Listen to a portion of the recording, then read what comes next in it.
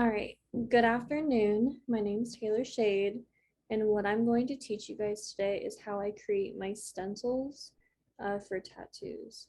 So I got Photoshop open right here, and the first step I'm going to do is I'm going to place an image. So I go to place, embed it, and then I am going to click on this goldfinch that one of my clients sent me that she wanted to get tattooed.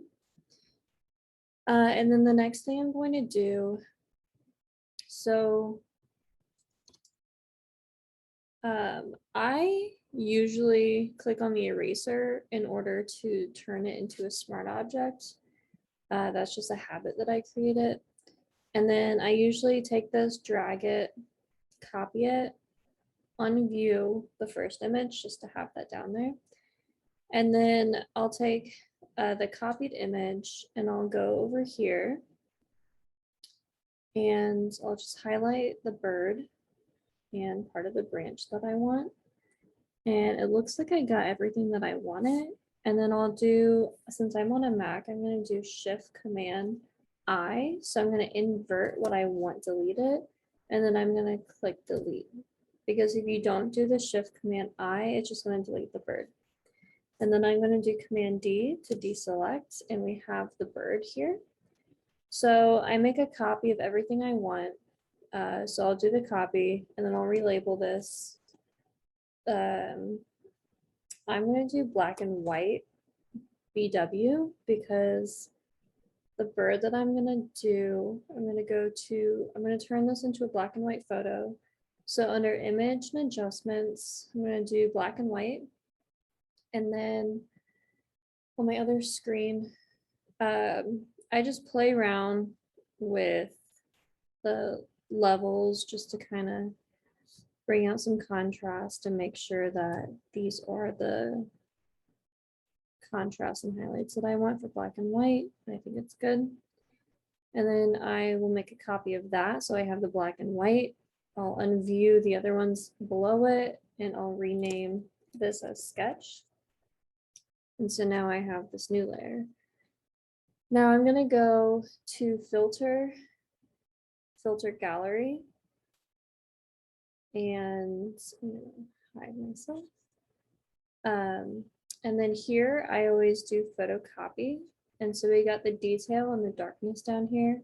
So you can see that the detail, sometimes I want the detail really light in order to see as much detail as possible. And then with the darkness, I'll play around with that to make it stand out. I'll click OK. And then here we have a goldfinch, kind of a black and white outline for the stencil.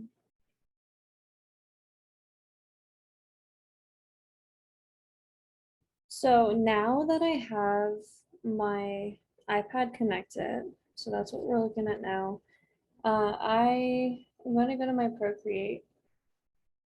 And so I just imported the goldfinch. So now I have this transparent. So if I take away the background, you can see that the bird is transparent other than the bird itself. And so what I typically do to trace and outline it, just to make the outline more prominent so it can get printed out on a special printer, I usually outline the black and red. And so we can see in the top right-hand corner that the ink is red up here. And then I will make a new layer and make sure that I have a pen that I like. Also, other pens that are popular are an Inkling, and these come with the software Procreate. But I like to use this one that I've downloaded from the internet called Feud Pen. And so in my new layer, I'm going to zoom in, and then what I do, and over on the right, you can make the pen a little bit bigger. And so what you're going to do is just kind of trace the bird. And then another cool thing for other designs that you do, if you just pull a line and hold it down, it becomes straight, which is really helpful. And also you can do that for circles and it just becomes a circle. You can edit the shape up here. You can turn it into a circle or an ellipse. And so that is super helpful to pull straight lines for your designs as well.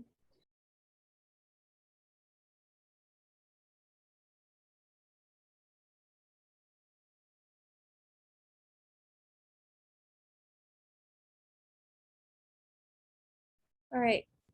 And so the ending was just a time lapse of the design that I traced, and then I went to the little magic wands with the little sparkles above it in Procreate, went into hue, saturation, and brightness. And then under brightness, where it goes black to white, I just shifted the level all the way to black, and it turned the red ink into black. And so, and then I got rid of the design underneath. And so now we have a black picture. And so that way you can take away anything behind it and you just have what you drew. And then you can print that off on stencil paper on a special tattoo printer. And that is my presentation on how to make a tattoo stencil.